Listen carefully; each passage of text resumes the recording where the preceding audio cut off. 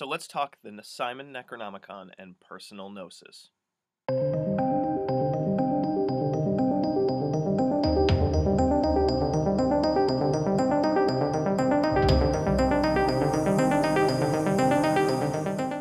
Now, when I say gnosis, what I'm talking about is your own personal understanding and revelations and the spiritual experiences that you get with the Simon Necronomicon.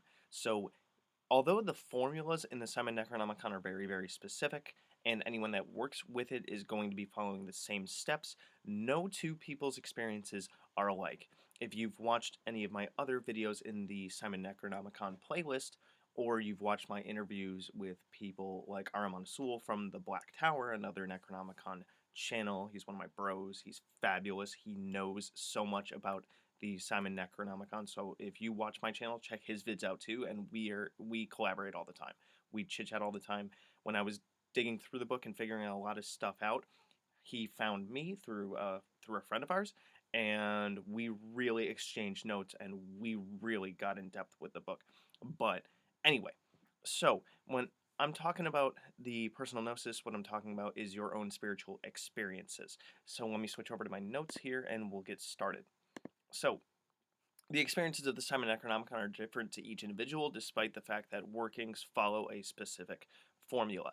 So, even though everybody recites the same thing to invoke their watcher, my watcher is going to be different than yours. My watcher is going to show itself to me in a different way than your watcher will show itself to you. The feelings that you get from your watcher are going to be different than the ones that I get from my watcher. Watchers are according to the lore and the ideas in the Simon Necronomicon, the Watchers are a race that used to work for the Ancient Ones, but then they decided to side with the Elder Gods instead, and their energetic resonance, how they feel, for lack of a better phrase, resonates with the way that you are. So when you make a call out to find your watcher, one that resonates with your own personal energy will match up, and then that one will come to you. So no two watchers are alike.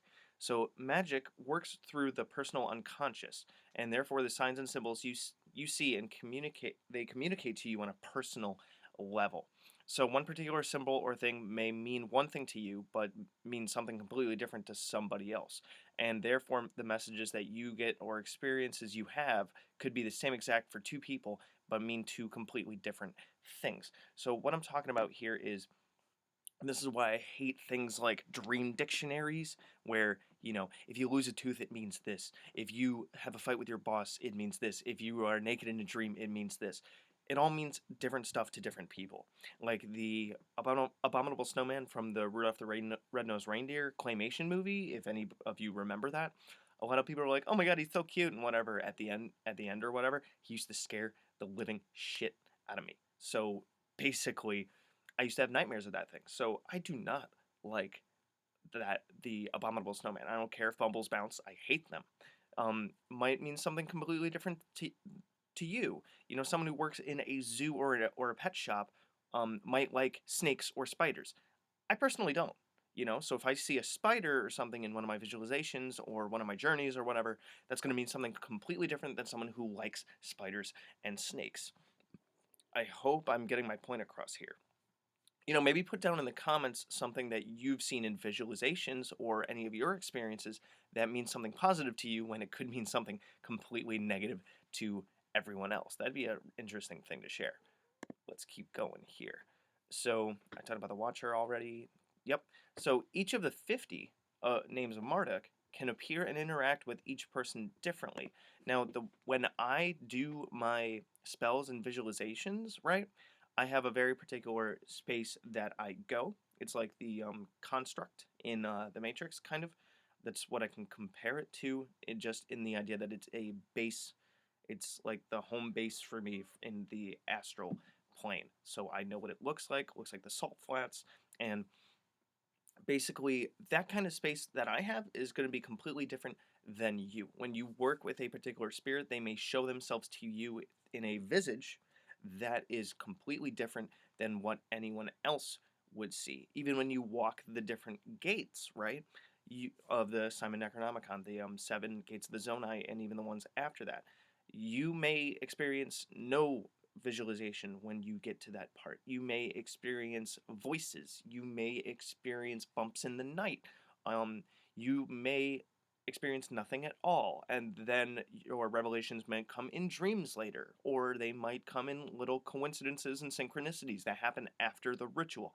The point is that no two experiences are alike, and that's what's really interesting about spirituality is we all find our own truths in a way, rather than religion telling us what the truths are.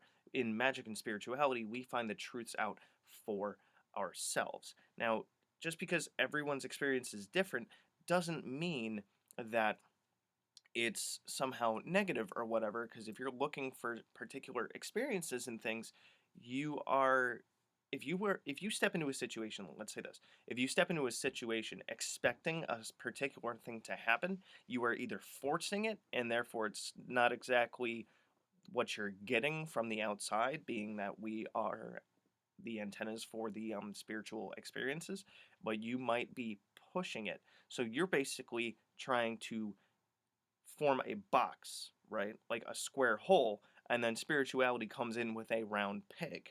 And that's kind of particular with the Simon Necronomicon. You can try to go for a particular experience, like the people that walk into any situation expecting it to go good or expecting it to go bad. Which way is it going to go? It's going to go the way that they thought, usually, 9 times out of 10. Self-fulfilling prophecies and the like. So everyone's experiences in the Simon Necronomicon are different.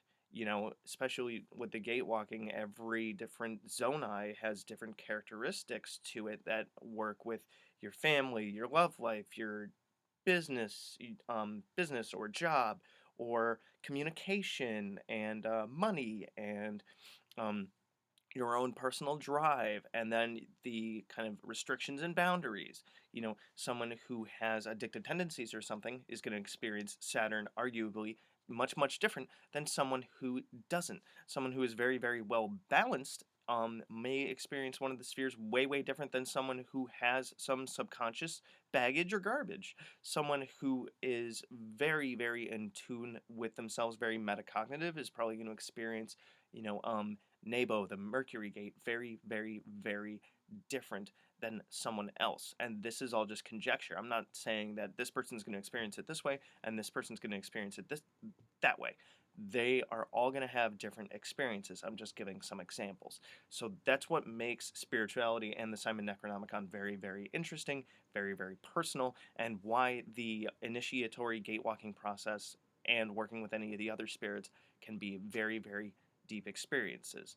I'm not touting just the Simon Necronomicon as being very individualistic with personal gnosis, but it is an example of how a lot of different spiritual systems are very personal to each person. So let me know if that made sense. Connect with me down in the comments or over my Patreon, through my email, social media, all that stuff. Find the links down there and after this video. Good hunting. Thanks for watching my video.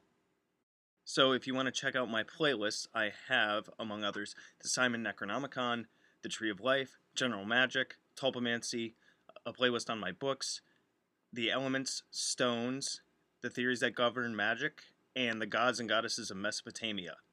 If you want to check out my books on Amazon, I have Creating Consciousness, Magical Mechanics, Magical Theater, Handy Sigil Magic, Magical Movement, which is an update and expansion upon Handy Sigil Magic, Magical Mastery, which is a combination masterwork of Magical Theater and Magical Mechanics, and The Guide to the Spheres and Beyond.